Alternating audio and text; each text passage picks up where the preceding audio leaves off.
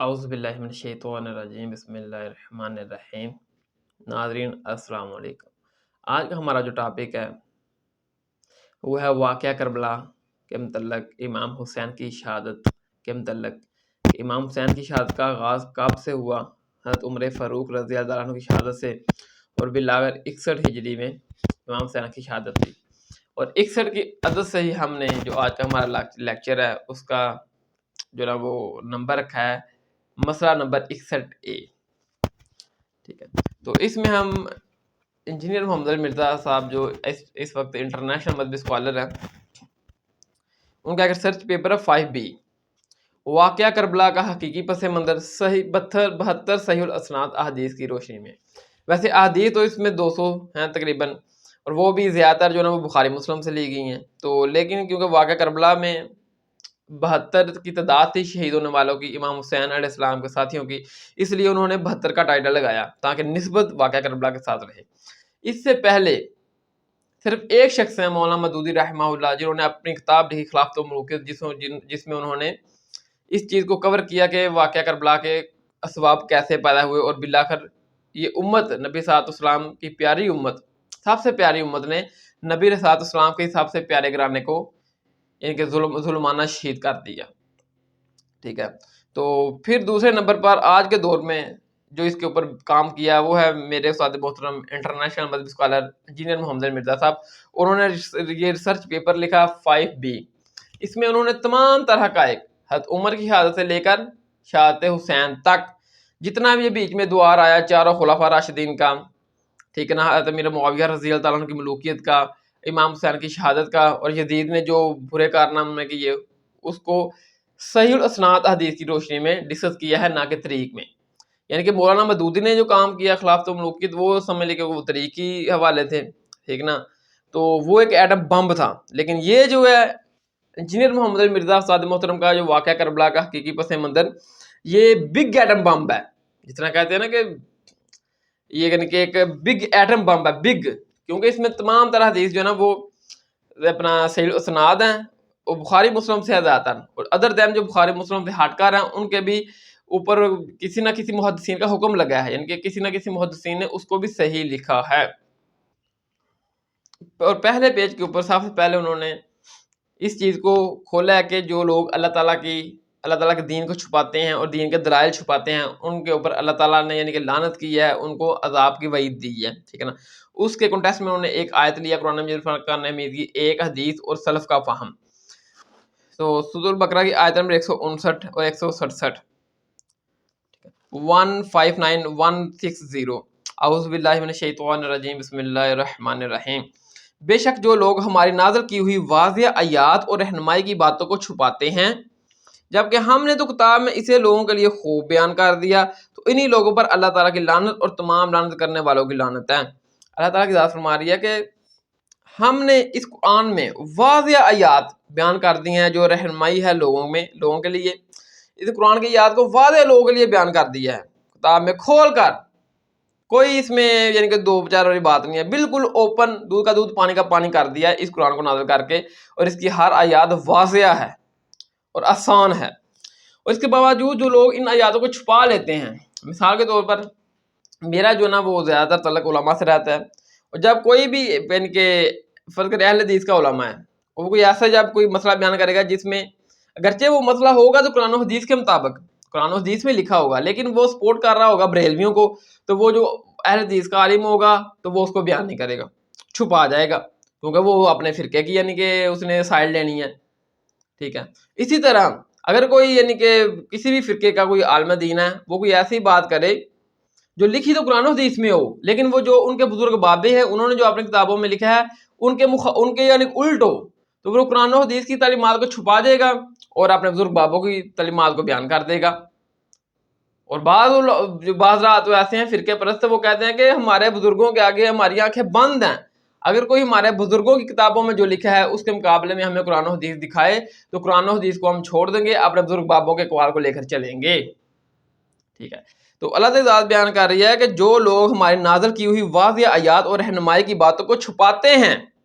یعنی کہ علماء حضرات، جبکہ ہم نے تو کتاب میں اسے لوگوں کے لیے خوب بیان کر دیا، تو انہی لوگوں پر اللہ تعالیٰ کی لعنت اور تمام لعنت کرنے والوں کی لعنت ہے۔ تو اللہ تعالیٰ فرما دیا کہ پھر ایسے علماء جو اپنے فرقے بچانے کے چکر میں یا اپنے علماء کی یعنی کہ بزرگ بابوں کی محبت کے چکر میں یا اس چکر میں کہ کہیں انہوں نے کوئی اگر حق بات بیان کر دی، ٹھیک ہے، تو مسجد کمیٹی اس کو یعنی کہ فارغ کر دے گی، ٹھیک ہے نا، تو وہ اپنی روزی بچانے کے چکر میں لوگوں سے حق بات چھپا لیتے ہیں، تو ایسے لوگوں پر اللہ کی لعنت، تمام لعنت کرنے والوں کی لعنت، سوائے ان لوگوں کے جنہوں نے توبہ کر لی اور اپنی اصلاح بھی کر لی اور اس کو بیان کر دیا یعنی کہ جو وہ علم چھپاتے تھے، تو میں بھی ان پر مہربان ہو جاؤں گا اور میں بہت توبہ قبول کرنے والا بہت مہربان ہوں۔ اللہ تعالیٰ ذات بیان کر فرما رہے ہیں کہ صرف ان لوگوں کے علاوہ جو یہ کام کرتے آ رہے تھے نا شروع سے، یعنی کہ جنہوں نے اپنی زندگی میں یہ کام کیا کہ حق بات چھپا لی کسی بھی وجہ سے، چاہے فرقے کی وجہ سے، چاہے اپنی تنخواہ بچانے کے چکر میں یا اپنے بزرگ بابوں کے اقوال بچانے کے چکر میں، اگر یہ لوگ توبہ کر لیں، اپنی اصلاح بھی کر لیں کہ آئندہ ہم نے یہ کام نہیں کرنا، اپنے کسی فرقے کو سپورٹ نہیں کرنا، کسی بزرگ بابے کو سپورٹ نہیں کرنا، نہ ہی اپنی تنخواہ کی فکر کرنی ہے، جو اللہ تعالیٰ نے بیان کر دیا ہے اس میں وہی حق بیان کرنا ہے، اور اس حق کو بیان بھی کر دے، لوگوں کو بتائے بھی کہ یہ اصل بات تھی، پہلے ہم آپ کو یہ بات بتاتے تھے، اس کی ریزن یہ تھی، اب حقیقت یہ بات ہے کہ قرآن میں یہی حق اور سچ لکھا ہے۔ تو اللہ تعالیٰ فرما رہا ہے تو میں بھی ان پر مہربان ہو جاؤں گا اور میں بہت توبہ قبول کرنے والا ہوں، تو میں ان کی توبہ قبول فرما لوں گا، لیکن وہ پہلے توبہ کرے گا، اپنی اصلاح کرے گا کہ آئندہ یہ گیم نہیں ڈالنی، اور اس علم کو بیان بھی کر دے جو وہ چھپاتا تھا، ٹھیک ہے، تو اللہ تعالیٰ ان کی توبہ قبول فرمائے گا۔ اگر نہیں کرتے تو چاہے جتنے مرضی مجبور ہیں، اللہ تعالیٰ کی ان کے اوپر لعنت ہے اور تمام لعنت کرنے والوں کو بھی ان کے اوپر لعنت ہے جو لوگ قرآن مجید فرقان حمید کی آیات کو اور دین مصطفیٰ صلی اللہ علیہ وسلم کو چھپاتے ہیں۔ اسی کنٹیکسٹ میں ایک حدیث ہے، یہ حدیث مشکات میں ہے 223، اس کا نمبر ہے 223، کہ نبی علیہ السلام نے فرمایا کہ جس شخص سے کوئی علم کی بات پوچھی جائے اور اس کو معلوم بھی ہو اور اس کے باوجود وہ علم کی بات چھپا جائے، تو روز قیامت اللہ تعالیٰ اس کے منہ میں آگ کے لگام ڈالے گا۔ جس بندے سے یعنی کسی عالم سے کوئی علم کی بات پوچھی جائے، علم کی بات اس کو معلوم بھی ہو، لیکن وہ صرف اس وجہ سے نہ بتائے کہ اگر میں نے یہ بات بتا دی، میں اہل حدیثوں کا عالم ہوں، میں بریلویوں کا عالم ہوں، اور یہ جو بات ہے یہ سپورٹ کر رہی ہے شیعہ کو، اگر میں نے یہ بات بتا دی کہ یہ شیعہ جو کہہ رہے ہیں یہ حق ہے، یہ سچ ہے، اگرچہ وہ قرآن و حدیث میں لکھا ہوگا، تو یہ قرآن و حدیث کا جو شیعہ کا ریفرنس ہے یہ حق ہے، یہ سچ ہے، تو شیعوں کی سپورٹ ہوگی، لہذا وہ قرآن و حدیث کو چھپا جائے شیعوں کی مخالفت میں، اپنے فرقے کی محبت میں، قرآن و حدیث کو چھوڑ دے، یا اپنے بزرگ بابوں کے اقوال کے چکر میں کہ یہ میرے بزرگ بابے کا قول ہے، اگر میں نے بزرگ بابے کو غلط کہا، اگرچہ قرآن و حدیث کے مطابق وہ غلط ہوگا اس کا قول، تو وہ اپنے بزرگ بابے کے قول کو صحیح کہے اور قرآن و حدیث کو وہ چھپا جائے لوگوں سے، ٹھیک ہے۔ تو ایسے جو عالم دین ہوں گے، جو لوگ ہوں گے، ان کے منہ میں روز قیامت آگ کے لگام ڈالی جائے گی، ٹھیک ہے۔ اب آ جائیں سلف کا فہم۔ سلف میں ہمارے جو سلف ہیں وہ امام مسلم ہیں، المتوفا 261 ہجری 261۔ ان کے شاگرد نے جب ان سے کہا کہ آپ ایک ایسی کتاب لکھ دیجئے جس میں بالکل صحیح احادیث موجود ہوں، کیونکہ کتبہ احادیث تو بہت موجود ہیں، جن میں صحیح حدیث بھی موجود ہیں، ضعیف حدیث بھی موجود ہیں۔ تو امام مسلم نے کہا کہ جب میرے شاگرد نے مجھ سے یہ بات کی تو میں نے سوچا اس کا سب سے بڑا فائدہ تو مجھے ہی ہوگا۔ پھر انہوں نے کہا کہ لوگوں میں، عوام الناس میں، یعنی کہ اگر ایک 100 بندہ ہے تو اس میں سے 5 ہیں جو مدرسے میں پڑھنے جاتے ہیں، باقی 95% لوگ بیچارے کے پاس ٹائم ہوتا ہے، غربت کی وجہ سے کاموں میں مصروف رہتے ہیں، تو وہ جو 95% لوگ ہیں جو غریب ہیں، مدرسوں میں پڑھنے کے لیے نہیں جا سکتے، عربی ان کو نہیں آتی، ان کو کوئی نالج ان کو نہیں آتا، وہ بیچارے ان کو پتہ نہیں ہے کہ یہ حدیث جو ہے یہ صحیح ہے یا ضعیف، تو وہ کیسے دین کا مطالعہ کریں گے اور کیسے وہ دین سے استفادہ کریں گے؟ تو پھر امام مسلم کہا کہ پھر میں نے سوچا کہ میں ایک ایسی کتاب لکھ دوں جس میں صرف اور صرف صحیح الاسناد احادیث ہوں، ضعیف کا چکر ہی نہ ہو۔ تو انہوں نے پھر صحیح مسلم لکھی، اور انہوں نے لکھا کہ میں خاص عوام الناس کے لیے لکھ رہا ہوں، وہ عوام جو یعنی کہ مدرسے میں پڑھنے کے لیے نہیں جا سکتی اور ان کو معلوم نہیں ہے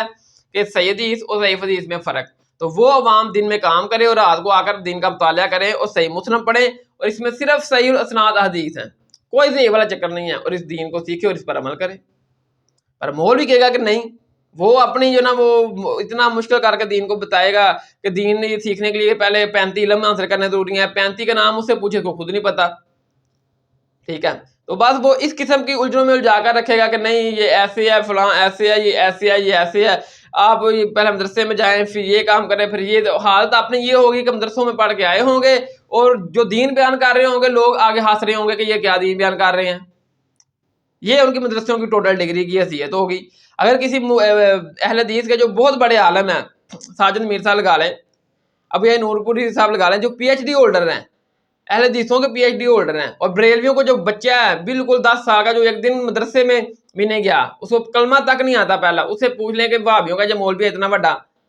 کیا اس کے پاس اتنی ڈگری ہے، یہ صحیح ہے، وہ منہ پھاڑ کے کہے گا نہیں یہ تو جاہل ہے، گمراہ، یہ تو دوستی ہے. یہ ان کی ڈگریوں کی حیثیت ہے. اسی طرح اگر کوئی بریلوی ہے، دیوبندی ہے، شیعہ ہے، دوسرے فرقے کے کسی چھوٹے سے بچے پوچھ لیں جس کو بھی پورے کپڑے پہننے بھی نہیں آتے کہ یہ فلاں فرقے کا ہے، اس کے پاس ڈگری ہے پی ایچ ڈی کی، یہ مفتی ہے، تو کیا یہ ٹھیک ہے؟ مولانا طارق جمیل صاحب ٹھیک ہے؟ یہ کہا نہیں یہ تو گمراہ، جاہل اور کافر اور جہنمی ہے. ٹھیک ہے، تو یہ ان کی ڈگریوں کی ٹوٹل حیثیت ہے. تو امام مسلم کہہ رہے ہیں کہ جو 95% لوگ ہیں نا جو مدرسوں میں علم حاصل کرنے کے لیے نہیں جا سکتے، ان کے لیے یہ میں کتاب لکھ رہا ہوں کہ جن کو صحیح حدیث اور ضعیف کے چکر کا نہیں پتا، علم کا نہیں پتا، جب تک کہ کسی دوسرے سے پوچھ نہ لیں، تو وہ لوگ بھی صحیح مسلم پڑھ کے دین کا استفادہ حاصل کر سکتے ہیں. ہاں اگر اس کے باوجود کسی کو اردو بھی صحیح طرح پڑھنے سمجھ نہیں آتی تو وہ کسی علماء کے پاس جا کے اس کو اسٹڈی کر سکتا ہے، پوچھ سکتا ہے. ٹھیک ہے، لیکن میں یہ نہیں کہہ رہا کہ بالکل علماء کے پاس آپ نے جانا ہی نہیں ہے. دین کا مسئلہ پوچھنے کے لیے اگر آپ کو نہیں سمجھ آ رہی ہو آپ جا سکتے ہیں، لیکن علماء نے جو ڈونگر جا رکھا ہے نا کہ کسی کو دین کے نیڑے تک نہیں لگنے دینا، بس جی پہلے اتنی علم حاصل کرو، 35-36 علم حاصل کرو، پھر مدرسوں میں جاؤ، فلاں کرو، ایسے کرو، اور ڈگریاں حاصل کرو، ایسے کرو. ٹھیک ہے نا، اگر کریں ضرور کریں، لیکن اگر بندہ ہے وہ دن بھر کاروبار کرتا ہے اور شام کو اس کے پاس چند ایک منٹ ہے یا سیکنڈ یا گھنٹے ہے جس میں وہ دین کا سیکھنے کا شوق رکھتا ہے، تو آپ اس کے اوپر بندیاں لگا رہے ہیں کہ نہیں نہیں آپ گمراہ ہو جائے گا، ایسے ہے. تو پھر اپنی ڈگریوں کو بھی پہلے جسٹیفیکیشن دو کہ تمہاری ڈگریوں کو دوسرے فرقے والے نہیں مانتے بلکہ تمہیں گمراہ، کافر اور جہنمی کہتے ہیں. تو امام مسلم کا جو سلف کا فہم تھا وہ بھی یہی تھا کہ میں یہ کتاب عام عوام کے لیے لکھ رہا ہوں، عام عوام جو اس کو پڑھے اور اس سے دین کا استفادہ حاصل کرے، جو میرے جیسے لوگ ہیں. صحیح مسلم کے مقدمے میں امام مسلم نے لکھا ہے. تو سلف کا فہم آپ نے دیکھ لیا. سب سے پہلے تو قرآن کی یاد سے دیکھا جو لوگ علم کو چھپاتے ہیں ان کو کون سا عذاب دیا جائے گا، پھر حدیث کی روشنی میں دیکھا جو لوگ علم کو چھپاتے ہیں ان کو کون سا عذاب دیا جائے گا، پھر سلف کا فہم بھی دیکھ لیا کہ انہوں نے لکھا کہ میں عام لوگوں کے لیے یہ صحیح مسلم لکھ رہا ہوں تاکہ عام بندہ بھی اس کو پڑھ کے اس سے استفادہ حاصل کرے. استاد محترم انجینئر محمد علی مرزا نے جو نا وہ پہلا جو اب ٹاپک ہے نا وہ لیا ہے کہ منہج نبوی صلی اللہ علیہ وسلم پر قائم خلافت راشدہ کی صحیح مدت کتنی تھی اور خلافت راشدہ کے اہل حقیقی خلفائے راشدین کون ہیں. یہ ٹاپک نمبر 1 ہے. اس میں انہوں نے ٹوٹل 7 حدیث لی ہیں. حدیث 7 ہیں، ٹھیک ہے، لیکن اگر جو حدیث نمبر 2 ہے اس کے نیچے 5 طرق ہیں اور حدیثیں ہیں، ایک 5 پوائنٹ اور ہیں، تو یہ ٹوٹل مل کر 6 حدیثیں ہوگی، لیکن اس کو نمبر 1 دیا گیا ہے. جیسے میں نے پہلے بیان کیا نا کہ واقعہ کربلا کا حقیقی پس منظر 72 صحیح الاسناد حدیث کی روشنی میں، یہ ان کا یہ ٹائٹل ہے. 72 کا ٹائٹل انہوں نے لیا واقعہ کربلا سے کیونکہ شہداء کی تعداد تھی 72، لیکن اس میں ٹوٹل حدیث 200 ہیں. وہ بھی اسی طرح کرتے ہیں کہ ایک حدیث لیتے ہیں اس کے نیچے 2-4 زیادہ طرق نقل کر دیتے ہیں یا پوائنٹ اور حدیثیں نقل کر دیتے ہیں اور اس کو نمبر 1 ہی دیتے ہیں. اسی طرح جو احادیث ہیں اس ٹاپک کے اندر یہ 7 ہیں، لیکن اور بھی حدیث ہیں جو ایک حدیث کے نیچے ڈسکس کی جائیں گی. حدیث نمبر 1 یہ صحیح مسلم میں ہے، 466 کا نمبر ہے 6466. ابو موسیٰ اشعری بیان کرتے ہیں کہ نبی صلی اللہ علیہ وسلم کے ساتھ ہم نے ایک مرتبہ نماز مغرب ادا کی، پھر ہم نے سوچا کیوں نہ ہو کہ ہم یہیں بیٹھے رہیں اور نبی صلی اللہ علیہ وسلم کے ساتھ نماز عشاء بھی پڑھ کر ہی اپنے گھر کو لوٹیں. وہ وہیں بیٹھ کے نماز مغرب کے بعد مسجد ہی میں.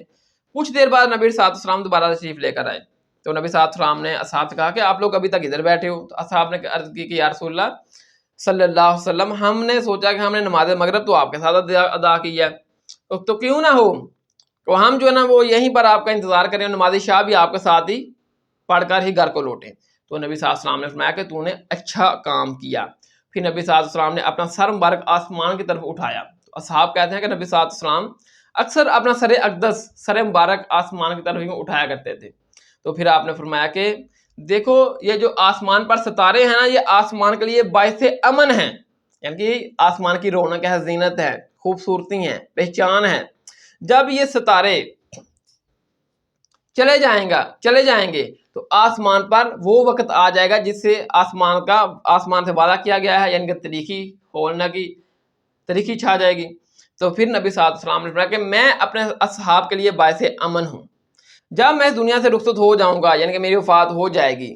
تو میرے اصحاب پر وہ وقت آ جائے گا جس کا ان کے ساتھ وعدہ کیا گیا ہے، یعنی کہ مصیبت، پریشانی، آزمائشیں ان کے اوپر آ جائیں گی،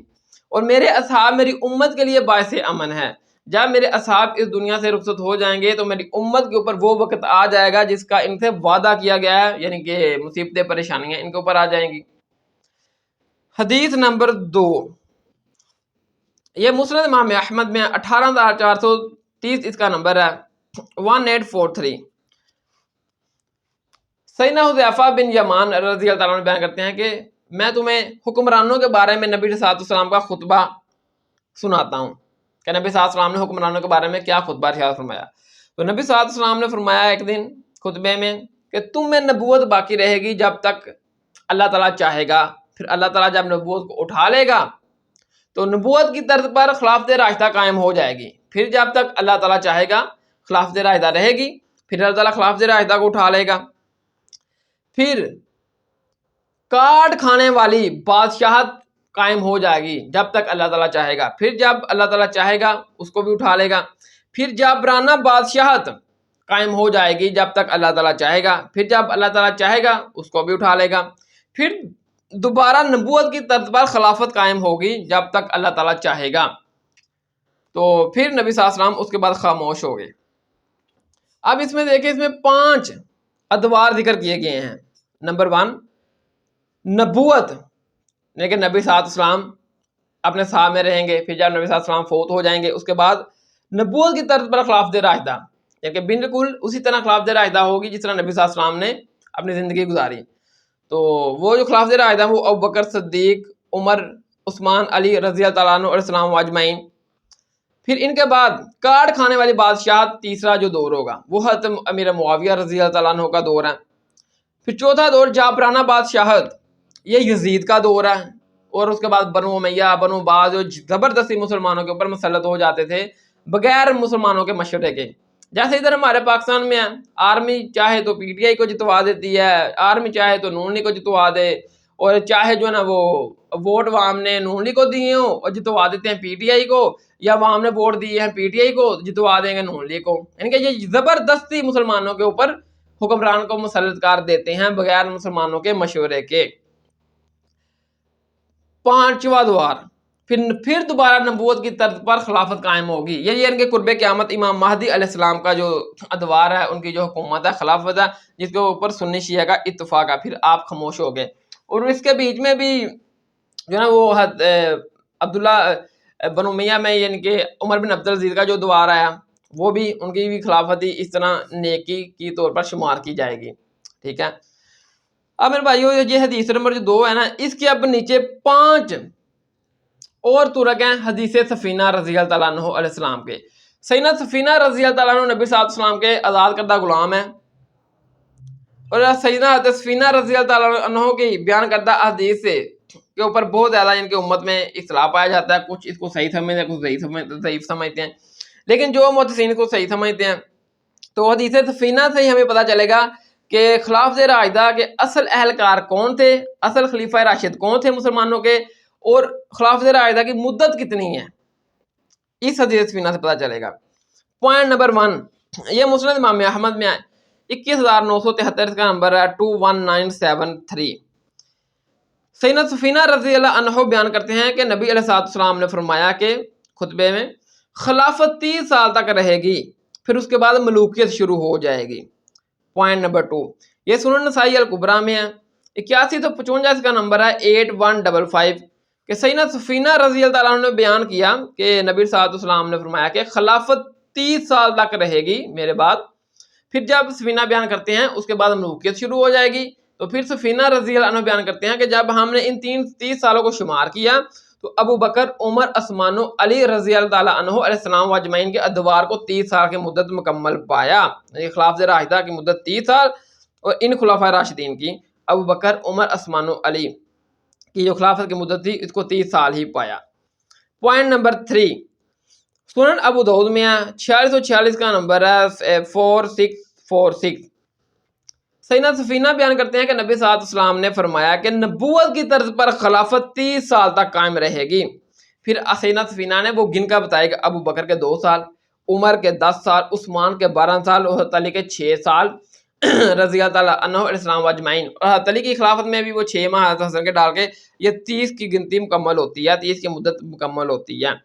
پھر وہ نا ان کے پاس جو تابعی ہوتے ہیں نا، صحیح تابعی، وہ پوچھتے ہیں سیدنا سفینہ سے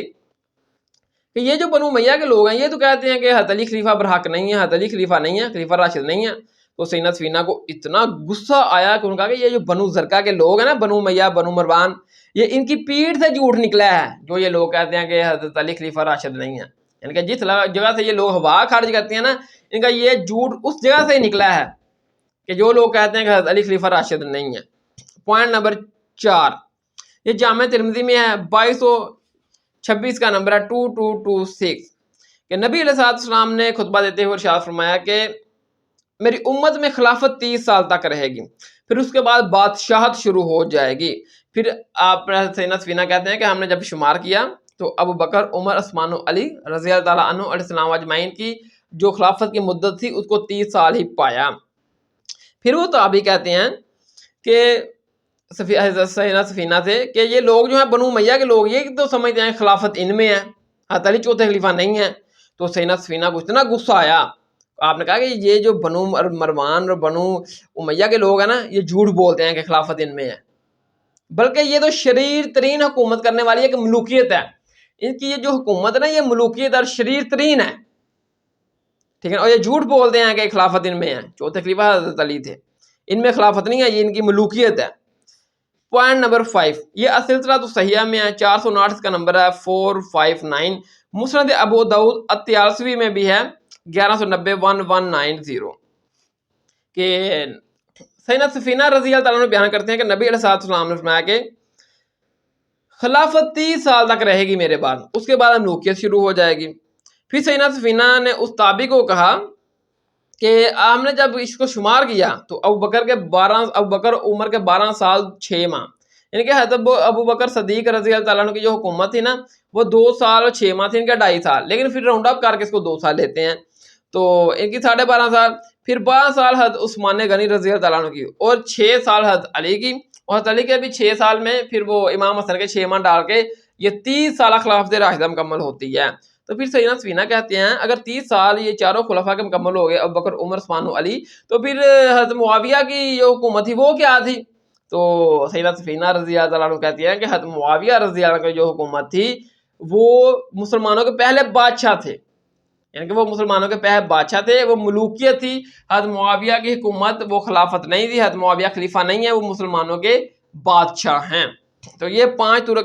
ترکت حضرت سفینہ رضی اللہ تعالیٰ عنہ کہ اس سے ہمیں یہ بات کھل کے واضح پتہ چل گئی کہ خلافت راشدہ کی جو مدت ہے وہ 30 سال ہے، اور خلیفہ راشد جو 30 سال میں بنے وہ ابو بکر، عمر، عثمان و علی. ابو بکر کے 2 سال 2.5 سال، عمر کے 10 سال، عثمان کے 12 سال اور حضرت علی کے 6 سال. حضرت علی کے 6 سال میں امام حسن کے 6 ماہ ڈال کے یہ 30 سال کی مدت مکمل ہوئی. اور حضرت امیر معاویہ جو تھے وہ خلیفہ راشد نہیں ہیں، وہ مسلمانوں کے پہلے بادشاہ ہیں، اور ان کی حکومت ایک ملوکیت ہے، شریر ترین ملوکیت ہے، اور وہ مسلمانوں کے پہلے بادشاہ ہیں. خلیفہ راشد جو ہے نا وہ دوسری طرف ہیں، ابو بکر، عمر، عثمان و علی، اور ان کی خلافت کی مدت ہے 30 سال. حدیث نمبر 3، یہ صحیح مسلم میں 1258 اس کا نمبر ہے 1258. مدان بن ابی طلحہ بیان کرتے ہیں کہ ایک دن سیدنا عمر فاروق رضی اللہ تعالیٰ عنہ نے ہمیں خطبہ دیا، اور خطبے میں آپ نے جو ہے نا وہ نبی صلی اللہ علیہ وسلم اور ابو بکر کا ذکر خیر کیا، اور پھر ارشاد فرمایا کہ دیکھو میں نے آج رات ایک خواب دیکھا ہے، ایک مرغے نے مجھے 3 ٹھونگے ماری ہیں، اور میں اس کا مطلب یہی لیتا ہوں کہ میری موت کا وقت قریب آ چکا ہے. تو بعض لوگ مجھے مشورہ دے رہے ہیں کہ آپ اپنے بعد اپنا کوئی جانشین خلیفہ مقرر کر دیجئے مسلمانوں کے لیے. تو لیکن میں نے کسی کو خلیفہ نہیں مقرر کیا، کیونکہ یعنی کہ میں جانتا ہوں کہ اللہ تعالیٰ اپنے دین کو برباد نہیں ہونے دے گا، نہ ہی اپنی خلافت کو برباد ہونے دے گا، اور نہ ہی اس چیز کو جو اللہ تعالیٰ نے نبی صلی اللہ علیہ وسلم کو دے کر بھیجا ہے، یعنی کہ قرآن کی ہدایت. ساتھ میں فرما دیا کہ اگر میری موت کا وقت قریب آ جائے، یعنی کہ میری موت جلدی آ جائے، تو میں اپنے بعد ان 6 لوگوں کے علاوہ کسی کو خلافت کا حقدار نہیں سمجھتا. یہی وہ 6 لوگ ہیں جو خلافت کے حقدار ہیں، اور کیونکہ نبی صلی اللہ علیہ وسلم ان سے وفات تک راضی رہے. اس کا مطلب ہے کچھ سے ناراض بھی تھے وفات پر. تو عمر نے کہا کہ میرے بعد خلافت کے حقدار صرف یہ 6 لوگ ہیں. کون 6 لوگ؟ ان کا ذکر اگلی حدیث میں آ جائے گا. عمر، عثمان، علی، طلحہ، زبیر، سعد بن ابی وقاص، عبد الرحمن بن عوف. میرے بعد یہ 6 لوگ خلافت کے حقدار ہیں کیونکہ نبی صلی اللہ علیہ وسلم اپنی وفات تک ان سے راضی تھے. اور ساتھ میں فرما دیا کہ میں خوب جانتا ہوں کہ بعض لوگ خلافت کے معاملے میں تان کریں گے. یعنی کہ یہ 6 لوگ ہیں، جب ان میں سے کوئی خلیفہ بنے گا تو بعض لوگ ایسے ہوں گے جو ان کی خلافت کے اوپر تان کریں گے کہ ان کو خلیفہ کیوں بنا دیا گیا، یہ تو چھوٹے قبیلے کے لوگ ہیں. ابو بکر، عمر، ان کا قبیلہ چھوٹا تھا، ٹھیک ہے نا. تو بعض لوگ حضرت عمر کہتے ہیں میں خوب جانتا ہوں کہ بعض لوگ یہ 6 افراد جو میں نے کہا کہ انہی میں سے خلیفہ بنے گا، جب انہی 6 افراد میں سے خلیفہ بنے گا تو بعض لوگ ایسے ہوں گے جو ان کی خلافت کے اوپر تان کریں گے، ان کے خلیفہ بننے کے اوپر انگلیاں اٹھائیں گے کہ ان کو خلیفہ نہیں بننا چاہیے تھا، یہ کیوں بن گئے، ہمیں بننا چاہیے تھا. تو حضرت عمر نے کہا یہ وہ لوگ ہوں گے جن کو میں نے اسلام کی خاطر اپنے ہاتھوں سے مارا ہے، یعنی کہ یہ فتح مکہ کے اوپر معافی مانگ کر مسلمان ہوئے. تو حضرت عمر نے کہا اگر یہ لوگ واقعی ایسا کریں، یعنی کہ یہ 6 لوگوں میں سے کوئی خلیفہ بنے، ان کے اوپر تان لان کریں، وہ کہیں ان کے یہ حقدار نہیں ہیں خلافت کے، اگر یہ لوگ ایسا ہی کریں جن کو میں نے اسلام کی خاطر پہلے مارا ہے، فتح مکہ کے اوپر وہ معافی مانگ کر مسلمان ہوئے ہیں، تو یہ لوگ اللہ کے تعالیٰ کے دشمن، کافر اور گمراہ ہیں. کافر کا مطلب ادھر یہ ہے کہ وہ شکران نعمت کے طور پر ہے، ٹھیک ہے. تو باقی اس کی ڈیٹیل آگے پھر میں اس کو بیان کر دوں گا آپ کو کہ یہ کون لوگ تھے جن کا ذکر سیدنا عمر فاروق اس حدیث میں کر رہے ہیں اشارتن. ہم صرف بیان کریں گے حدیث، اب رزلٹ آپ خود نکالتے رہیں گے. پوائنٹ نمبر 1، یہ صحیح بخاری میں 3700 اس کا نمبر ہے کہ سیدنا عمرو بن میمن مطابق کہتے ہیں کہ جب سیدنا عمر فاروق رضی اللہ تعالیٰ عنہ کو جب زخم لگا نا، جن کا بلول و فیروز نے جب آپ کو کھنجر لگایا، کھنجر مارا، آپ کو قتل کرنے کے ارادے تھے، تو زخم لگا تو آپ کی انتڑیاں کٹ گئیں. اصحاب نے آپ کو باہر لے کر آئے اور آپ کو سیف جگہ پر بٹھایا اور آپ کو پینے کے لیے دودھ پیش کیا. تو میں نے وہ دودھ پیا تو دودھ آپ کی انتڑیوں سے نکل گیا، خارج ہو گیا کیونکہ کٹ گئی تھی انتڑیاں. تو لوگوں کو یقین ہو گیا کہ اب سیدنا عمر فاروق رضی اللہ تعالیٰ عنہ زندہ نہیں بچیں گے اس زخم سے. تو لوگوں نے عرض کی کہ حضور یعنی کہ وفات پا جائیں گے تو آپ اپنے بعد کوئی خلیفہ مسلمانوں کا نامزد کر دیں، اپنا جانشین بنا دیں کسی کو. تو سیدنا عمر فاروق نے کہا کہ میں خلافت کا حقدار اپنے بعد ان 6 لوگوں کو ہی سمجھتا ہوں، ابو بکر اور ان کے علی، عثمان، طلحہ، زبیر، سعد بن ابی وقاص، عبد الرحمن بن عوف. اور یہ وہ 6 لوگ ہیں جن سے نبی صلی اللہ علیہ وسلم اپنی وفات تک راضی تھے، ان کے کچھ اصحاب سے ناراض بھی تھے. تو سیدنا عمر فاروق نے کہا کہ یہ وہ 6 لوگ ہیں، خلافت انہی میں رہے گی. اور ساتھ میں میرا ایک بیٹا ہے عبداللہ بن عمر، وہ خلیفہ نہیں بن سکے گا، خلافت میں اس کا کوئی حصہ نہیں ہے، لیکن اس کو یعنی کہ مشورے کے طور پر اپنے ساتھ رکھ لینا، لیکن خلیفہ میرے بیٹے عبداللہ بن عمر کو نہیں بنانا. خلافت ان 6 لوگوں میں ہی رہے گی، یہی حقدار ہیں کیونکہ نبی صلی اللہ علیہ وسلم ان سے وفات تک راضی تھے. پھر حضرت عمر نے وصیت کی کہ جو بھی ان میں سے خلیفہ بنے وہ مسلمانوں کے ساتھ اچھا سلوک کرے، یعنی کہ یہ تمام بہت آگے ڈیٹیل حدیث ہے. پوائنٹ نمبر 2، یہ صحیح بخاری میں ہے 7207 اس کا نمبر 7207 اور 3700 کہ سیدنا عمر فاروق رضی اللہ عنہ نے جب اپنی فاضل کے قریب 6 رکن کی کمیٹی بنائی کہ میرے بعد یہی 6 لوگ خلیفہ بنیں گے، یعنی کہ حضرت علی، عثمان، طلحہ، زبیر، عبد الرحمن بن عوف اور سعد بن ابی وقاص. اور ان میں سے 4 جو تھے نا یہ خود ہی دستبردار ہو گئے کہ ہم نے خلیفہ نہیں بننا، باقی بجے 2 پھر لوگوں نے مشاورے کے ساتھ حضرت عثمان کو خلیفہ بنا لیا. اور اس کے بعد ڈیفینیٹلی خلافت کے حقدار حضرت علی تھے، تو صحاب نے اس کے بعد حضرت علی کی بیعت کر لی، حضرت علی کو خلیفہ چن لیا. تو جو لوگ یہ کہتے ہیں نا کہ جی حضرت علی جو نا وہ بس زبردستی بن گئے، لوگوں نے بنا دیا، ایسی بات نہیں ہے. یہ بخاری میں موجود ہے کہ تو میں نے 6 رکن کی کمیٹی بنائی تھی، 4 لوگ ویسے ہی نکل گئے، حضرت عثمان خلیفہ منتخب ہو گئے، تو حضرت عثمان کے بعد جو نا وہ حضرت علی سے بڑھ کر خلافت کا حقدار تھا ہی کوئی نہیں، ٹھیک ہے. تو حضرت علی خلیفہ برحق ہیں. حدیث نمبر 4، یہ صحیح بخاری میں 3677 کا نمبر ہے 3677 کہ یعنی کہ حضرت عمر کو جب زخم لگا، حضرت عمر نے 6 رکن کی کمیٹی بنا دی، یہ سارے معاملات طے ہو گئے. اس کے بعد بھی جب حضرت عمر فوت ہو گئے تو آپ کی میت رکھی ہوئی تھی. تو عبداللہ بن عباس بیان کرتے ہیں کہ میں حضرت عمر کی میت کے پاس کھڑا تھا کہ پیچھے سے ایک شخص آیا، اس نے آ کر میرے کندھے پر اپنی کونی رکھی اور حضرت عمر کی بڑی تعریف کی، کہا کہ میں خوب جانتا ہوں اور مجھے امید تھی کہ اللہ تعالیٰ آپ کو آپ کے دونوں ساتھیوں کے ساتھ اکٹھا فرما دیں گے، یعنی کہ حضرت عمر، ابو بکر اور نبی علیہ السلام، ٹھیک ہے نا. اور ساتھ میں اس نے کہا کہ کیونکہ میں اکثر نبی صلی اللہ علیہ وسلم سے یہ سنا کرتا تھا کہ میں ابو بکر اور عمر تھے، میں ابو بکر اور عمر گئے، میں اور ابو بکر عمر نے یہ کیا، یعنی کہ نبی صلی اللہ علیہ وسلم ہمیشہ فرمایا کرتے تھے کہ میں ابو بکر اور عمر تھے، یہ تینوں اکٹھے ساتھی اپنی زندگی میں رہے ہیں، تو لہٰذا میں اللہ تعالیٰ سے امید رکھتا ہوں کہ وفات کے بعد بھی اللہ تعالیٰ ان تینوں کو اکٹھا ہی فرما دیں گے، اکٹھا ہی ملا دیں گے۔ تو وہ عبداللہ بن عباس کہتے ہیں کہ میں نے سوچا یہ بندہ کون ہے جو حضرت عمر کی، ابو بکر کی اور نبی صلی اللہ علیہ وسلم کے ساتھ بنانے کی بات کر رہا ہے حضرت ابو بکر عمر کو۔ جب میں نے پیچھے مڑ کر دیکھا تو وہ حضرت علی تھے۔ تو اب دیکھیں شیعہ حضرات کو بھی غور کرنی چاہیے کہ یہ کہتے ہیں کہ سیدنا ابو بکر سیدنا عمر جو نا وہ جبرن خلیفہ بن گئے، حضرت علی ان سے راضی نہیں تھے، اہل بیت کے ساتھ انہوں نے اچھا سلوک نہیں کیا۔ میرے بھائیو حضرت علی تو خود اتنی تعریف کر رہے ہیں سیدنا تو حضرت عمر فاروق رضی اللہ عنہ کی ان کی وفات کے اوپر، اگر وہ ان کو خلیفہ برحق نہ سمجھتے تو کبھی بھی ان کی اس طرح تعریف نہیں کرتے، ٹھیک ہے۔ تو یہ یعنی کہ سیدنا عمر فاروق اور سیدنا ابو بکر صدیق رضی اللہ عنہ جو تھے ان کی خلافت کی حقانیت کی یہ بھی دلیل ہے کہ سیدنا علی نے سیدنا عمر کی تعریفیں کی ہیں اور کہا ہے کہ اللہ تعالیٰ ان کو نبی صلی اللہ علیہ وسلم کے ساتھ ملا دے۔ حدیث نمبر 5، یہ صحیح بخاری میں ہے، 7096 کا نمبر ہے 7096۔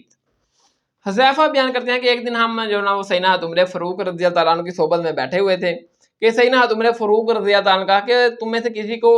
فتنوں کے متعلق کوئی حدیث یاد ہے؟ تو سیدنا حذیفہ نے کہا کہ جی ہاں مجھے یاد ہے، بعض دفعہ انسان کو اپنے اہل و عیال، کاروبار، پڑوسی، مال و دولت سے آزمائش پہنچتی ہے، فتنہ پہنچتا ہے، مصیبت پہنچتی ہے، پریشانی پہنچتی ہے، اور اس کا جو نعم البدل جو ہے نا وہ اس کا جو سد اسباب یعنی کہ اس کا ٹالم ٹول جو ہے وہ نماز پڑھنے تھے، خیرات کرنے تھے، نیک عمل کرنے تھے، برے کاموں سے بچنے تھے، یہ مصیبت پریشانی فتنہ ٹل جاتا ہے۔ تو سیدنا عمر نے کہا کہ نہیں، میں تو ان فتنوں کے متعلق پوچھ رہا ہوں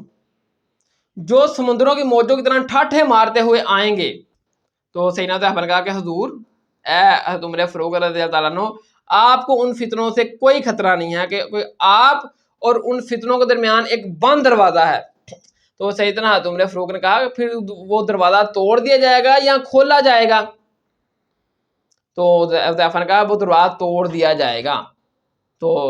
سیدنا حضرت عمر فاروق رضی اللہ عنہ نے کہا پھر تو وہ دروازہ کبھی بند نہیں ہوگا؟ تو سیدنا حذیفہ نے کہا ہاں پھر وہ دروازہ کبھی بند نہیں ہوگا۔ اب دیکھیں کہ یہ اب سیدنا حضرت عمر فاروق نے کہا نا کہ وہ دروازہ توڑ دیا جائے گا یا کھولا جائے گا۔ اب دیکھیں کہ آپ اپنے گھر میں دیکھیں اگر کوئی آپ کو دروازہ نوک کرتا ہے، کھٹکھٹاتا ہے، آپ پوچھتے ہیں کون؟ اگر وہ مہمان ہو، آپ کو پتہ ہے یہ ہمارے لیے امن ہے، باعث رحمت ہے، تو آپ دروازہ کھولیں گے، وہ آ جائیں گے اندر۔ ہاں اگر وہ آپ دروازہ کھٹکھٹائے، کوئی آپ کو پتا ہو کہ یہ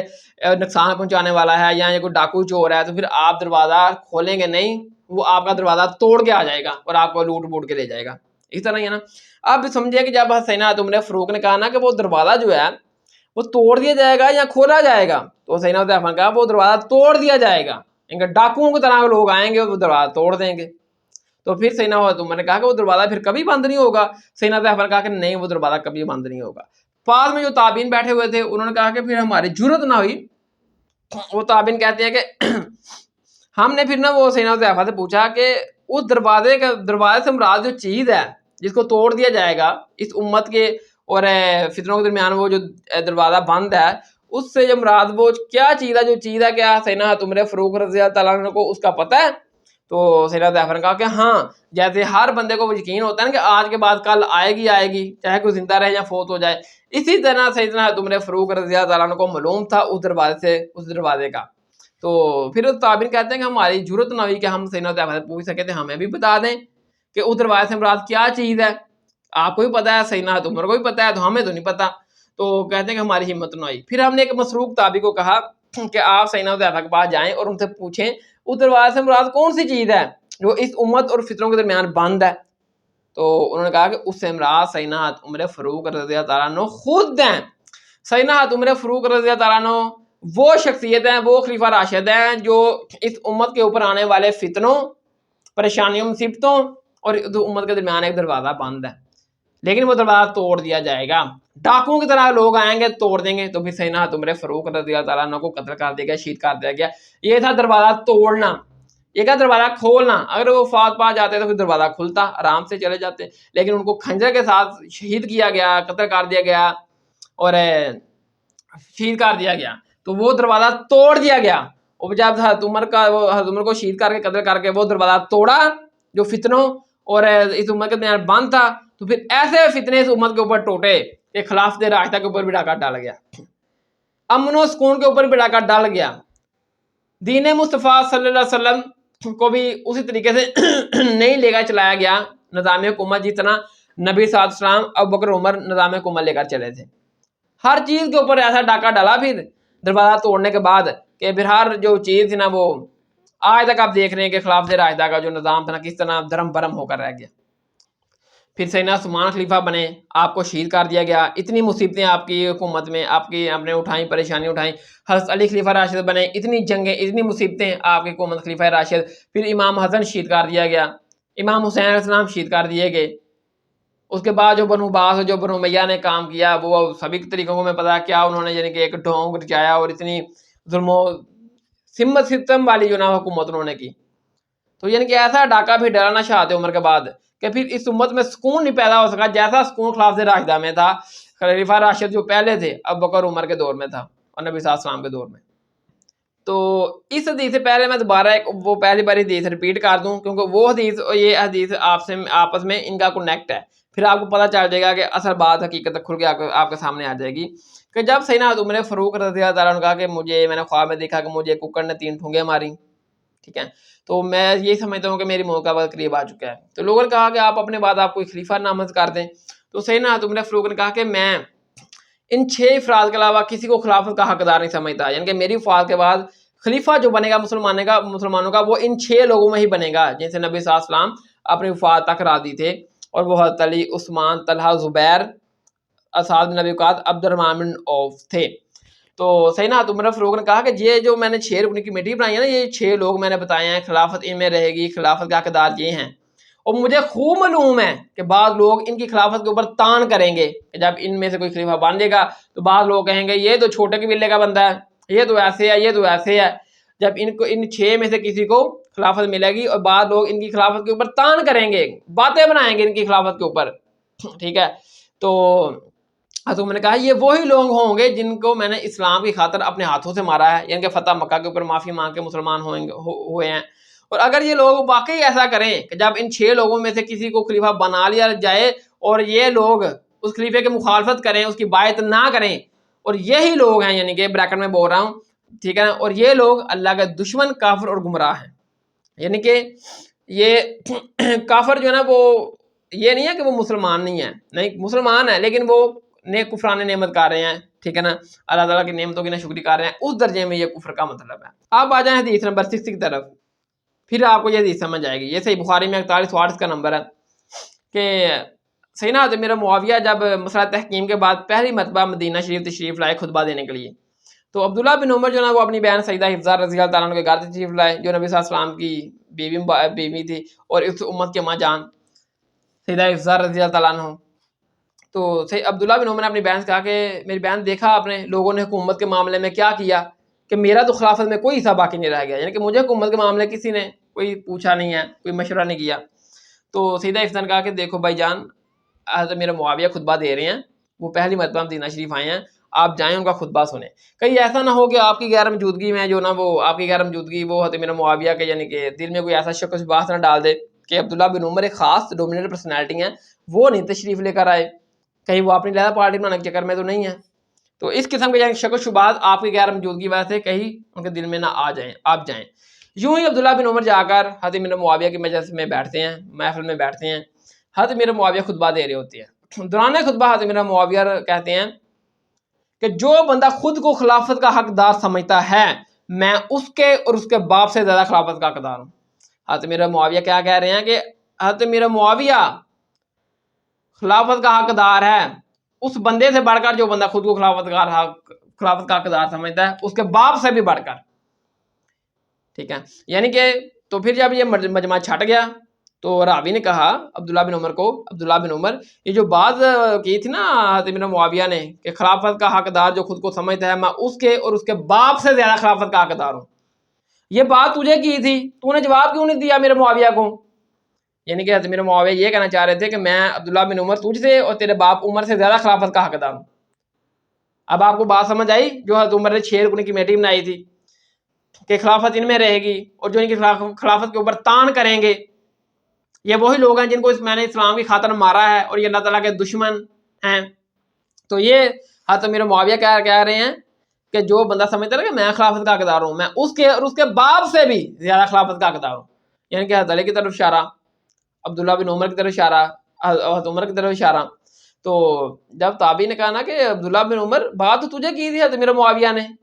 تو نے جواب کیوں نہیں دیا؟ تو عبداللہ بن عمر کہتے ہیں کہ پہلے میں نے سوچا کہ میں حضرت امیر معاویہ کو جواب دوں ادھر ہی، کہ خلافت کا حقدار تو وہ شخص ہے جس نے اسلام کی خاطر اے معاویہ تم سے اور تیرے باپ سے جنگ کی تھی، تم باپ بیٹوں سے جنگ کی تھی، یعنی کہ حضرت امیر معاویہ اور معاویہ بن ابی سفیان جو تھے نا،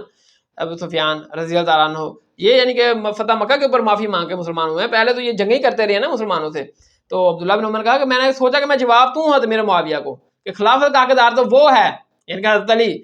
جس نے تجھ سے اور تیرے باپ سے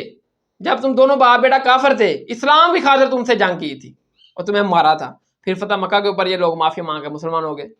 ٹھیک ہے نا۔ تو یہ الحمدللہ مسلمان اور مومن ہے حضرت امیر معاویہ رضی اللہ تعالیٰ عنہ، معاویہ بن ابی سفیان رضی اللہ تعالیٰ عنہ، یہ مسلمان ہیں، ان کی مسلمانیت میں کوئی شک نہیں ہے، لیکن جو باتیں میرے بھائیوں بیان سے بخاری مسلم میں آ رہی ہیں وہ میں آپ کے سامنے رکھ رہا ہوں۔ تو پھر عبداللہ بن عمر نے کہا کہ میں نے سوچا کہ میں جواب تو دوں کہ خلافت کا حقدار تو وہ ہے جس نے تجھے اور تیرے باپ کو اسلام کی خاطر مارا ہے جب تم باپ بیٹا کافر تھے۔ پھر میں یعنی کہ خاموش ہو گیا کہ کہیں خون ریزی نہ ہو جائے، یعنی کہ اب عبداللہ بن عمر کو اتنا پتا تھا کہ اگر یہ میں جواب دے دیتا حضرت معاویہ کو تو خون ریزی قتل و غارت کا معاملہ ہو سکتا تھا۔ پھر مجھے جنت کی نعمتیں یاد آ گئیں اور میں نے اسی کے اوپر صبر کیا۔ تو راوی کہتے ہیں کہ عبداللہ بن عمر نے خاموشی اختیار کر کے اپنی جان بھی بچا لی، اپنی عزت بھی بچا لی۔ اگر عبداللہ بن عمر یعنی کہ جواب دے دیتے یہ کہ خلافت کا حقدار تو وہ ہے جس نے تجھے اور تیرے باپ کو حالت کفر میں مارا تھا، اب تم فتح مکہ کے اوپر معافی مانگ کر مسلمان ہوئے ہو اور باتیں کر رہے ہو ان لوگوں کے اوپر جنہوں نے شروع سے اسلام قبول کر کے اسلام کی خاطر تم سے جنگیں کی تھی، اور تم کہہ رہے ہو کہ میں اس کے اور اس کے باپ سے زیادہ خلافت کا حقدار ہوں، جو کہتا ہے کہ میں خلافت کا حقدار ہوں، باتیں ان کو کر رہے ہو۔ تو عبداللہ بن عمر کہتے ہیں میں خاموش ہو گیا کہیں مجھے قتل نہ کر دیا جائے، خون ریزی نہ ہو، ان کے یہ حال ہو چکا تھا حضرت امیر معاویہ کی ملوکیت میں کہ جو کوئی آواز بلند کرتا حکومت کے خلاف اس کو قتل کر دیا جاتا، قتل کی دھمکی دے دی جاتی، ٹھیک ہے۔ تو یہ ایک بہت بڑا فرق ہوتا ہے خلافت اور ملوکیت میں۔ خلافت میں آپ دیکھیں سیدنا عثمان غنی رضی اللہ تعالیٰ عنہ خلیفہ راشد تھے،